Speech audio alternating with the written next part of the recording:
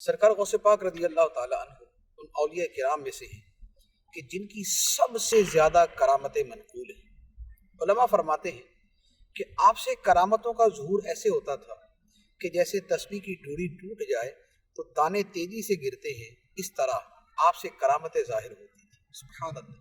ایک کرامت حصول برکت کے لیے عرض کرتا ہوں، سرکار غوث پاک رضی اللہ تعالیٰ عنہ کے پاس ایک عورت آئی اور اس نے کہا کہ حضور میرا یہ بچہ ہے، آپ اسے اپنی تربیت میں لے لیں، یہ بھی نیک بن جائے گا، باطن کے راستے پہ چل پڑے گا، راہ سلوک طے کر لے گا۔ سرکار غوث پاک نے فرمایا ٹھیک ہے، اسے یہاں پر چھوڑ دیں مدرسے میں۔ عورت نے اپنے بچے کو چھوڑ دیا۔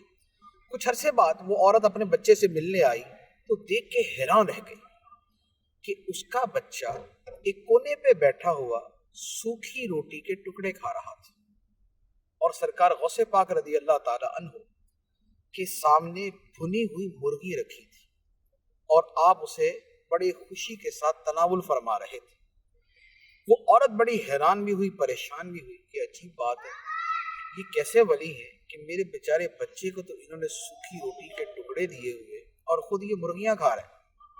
اب اس کے دل میں یہ خیال آیا تو سرکار غوث پاک رضی اللہ تعالیٰ نے کھانا مکمل کر کے اس جو ہڈیاں بچی تھی ان کو دیکھ کے حکم فرمایا قم باذن اللہ، اللہ کے حکم سے اٹھ کھڑی۔ آپ کا اتنا فرمانا تھا، وہ ہڈیاں جڑی، مرغی بنی اور مرغی زندہ ہو گئی۔ سرکار غوث پاک رضی اللہ تعالیٰ عنہ نے اس بڑھیا سے فرمایا اے بی بی، جب تیرا بیٹا بھی اس مقام پہ پہنچ جائے گا تو وہ بھی خشک روٹی کے ٹکڑے نہیں کھائے گا، وہ بھی مرغی ہی کھایا کرے گا۔ تو بات یہ ہے کہ اولیاء کرام کی عظمت و شان بڑی بلند ہوتی ہے اور ان کے بڑے رنگ نرالے ہوتے ہیں۔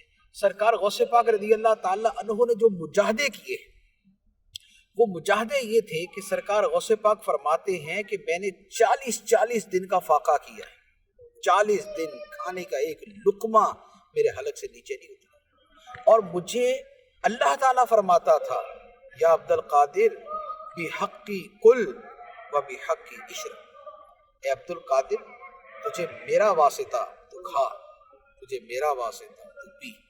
سرکار غوث پاک رضی اللہ تعالیٰ عنہ کا یہ مقام تھا۔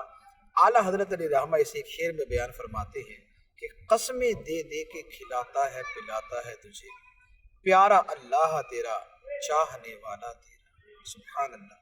اللہ تعالیٰ سرکار غوث پاک رضی اللہ تعالیٰ عنہ کے فیضان سے ہماری جھولیوں کو مالا مال فرمائے، ہمیں رزق وافر عطا فرمائے، آمین بجاہ النبی الامین صلی اللہ علیہ وسلم۔